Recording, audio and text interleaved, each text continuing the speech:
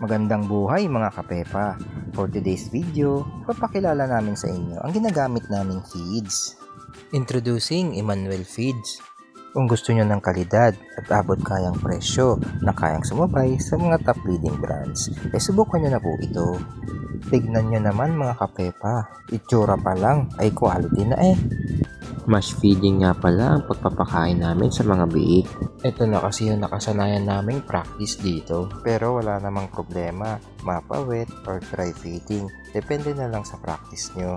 Basta sapat na pagkain at laging nakaantabay ang clean drinking water. Ito na pala yung mga biik namin na alagang Emmanuel.